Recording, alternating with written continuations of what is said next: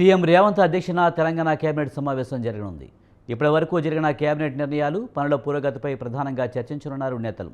స్థానిక సంస్థల ఎన్నికలు ఎప్పుడు నిర్వహిస్తారనే అంశంపై ప్రభుత్వం క్లారిటీ ఇచ్చే ఛాన్స్ కనిపిస్తుంది. బీసీలకు 42% రిజర్వేషన్ పైన నిర్ణయం కొలిక్కి వచ్చే అవకాశం ఉంది.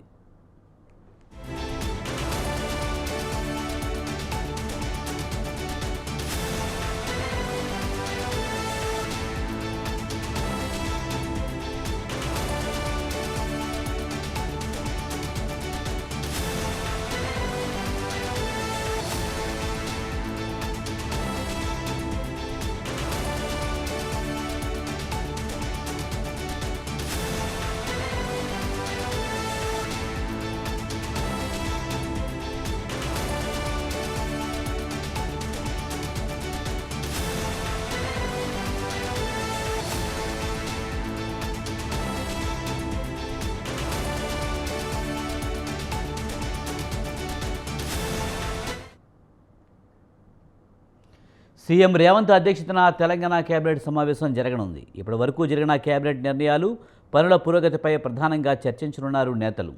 స్థానిక సంస్థల ఎన్నికలు ఎప్పుడు నిర్వహిస్తారనే అంశంపై ప్రభుత్వం క్లారిటీ ఇచ్చే ఛాన్స్ కనిపిస్తుంది. బీసీలకు 42% రిజర్వేషన్ పైన నిర్ణయం కొలిక్కి వచ్చే అవకాశం ఉంది.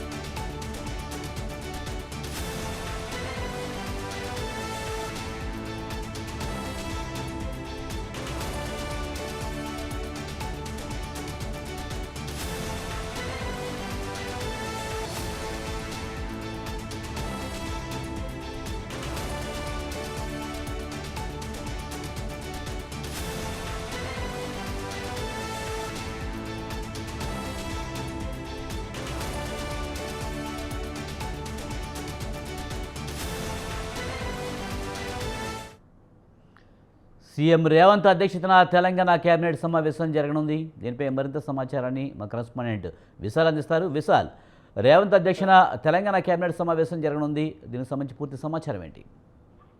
రైట్ విజయ్, మరి కాసేపట్లోనే సీఎం రేవంత్ రెడ్డి అధ్యక్షతన కేబినెట్ మీటింగ్ ప్రారంభం కాబోతుంది.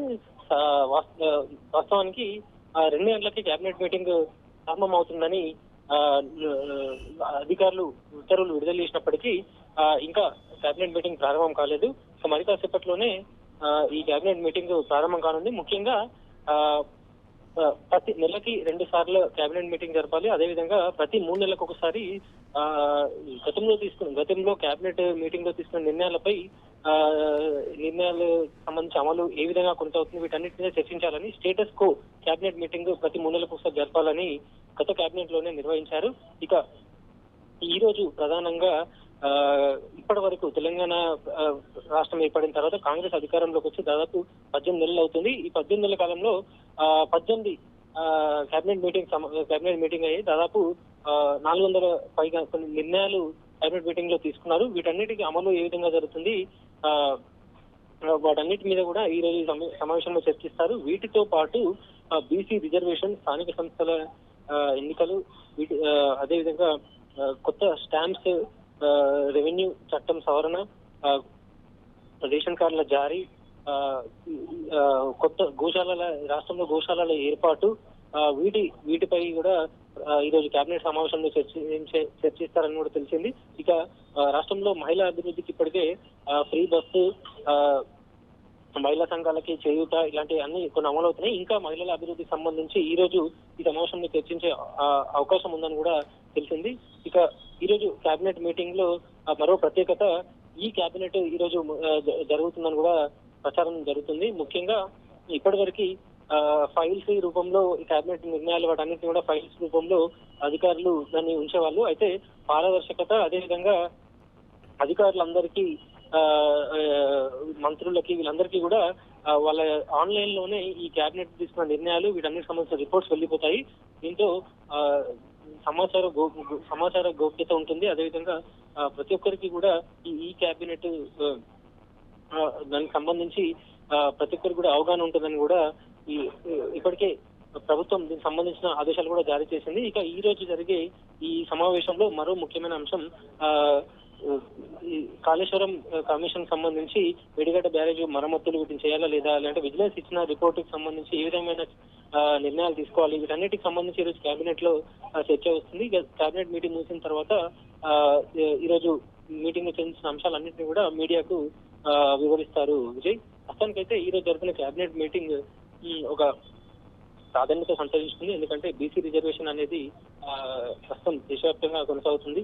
ఇట్లా రాష్ట్ర వ్యాప్తంగా ప్రభుత్వం హామీ ఇచ్చింది కాబట్టి ఈ స్థానిక సంస్థల ఎన్నికల్లోనే దీన్ని అమలు చేయాలన్నట్టు ప్రతిపక్షాలను అందరూ కూడా కోరుతున్నారు. దీంతో ఈ స్థానిక సంస్థల ఎన్నికల్లో అమలు చేసే విధంగా ప్రభుత్వం ఏదైనా చేస్తుందా లేదా అనేది కూడా మనకి కేబినెట్ మీటింగ్ తర్వాత తెలుస్తుంది Vijay. Right, thank you Vishal.